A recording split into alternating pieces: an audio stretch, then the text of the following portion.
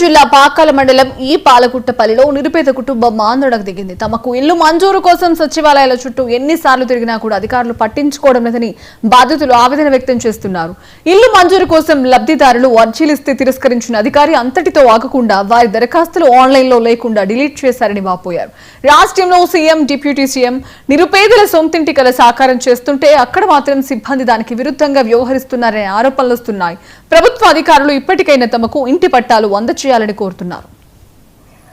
నా పేరు జి సంపత్ కుమార్, మాది వరదప్పనాయుడుపేట విలేజ్, ఈ పాలగొట్టపల్లి పంచాయతీ, వల్లివేడు సచివాలయం వస్తుందండి.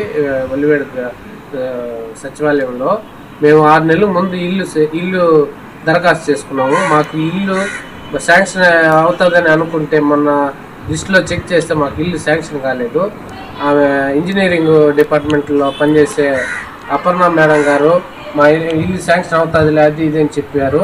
కానీ మాకు శాంక్షన్ లేకుండా చేశారు. మా ఊర్లో నాకే కాదు, మా ఊర్లో 10 మందికి డిలీట్ చేసేసినారు. నా పేరు జి వెంకటాచలపతి, మా భార్య పేరు జి రాణి.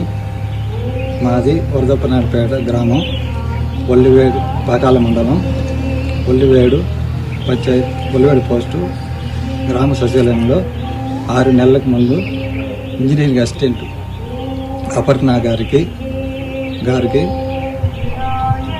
ఇల్లు శాంక్షన్ ఇల్లు పెట్టుకున్నాము. 6 నెలలకు ముందు మేడం గారికి 2 సార్లు కలవడం అయినది. అపర్ణ గారికి, ఇంజనీరింగ్ అసిస్టెంట్కి. ఆమె ఫోన్ చేస్తే రెస్పాన్స్ లేదు. కావున నేను హ్యాండిక్యాప్ కాల్ లేదు.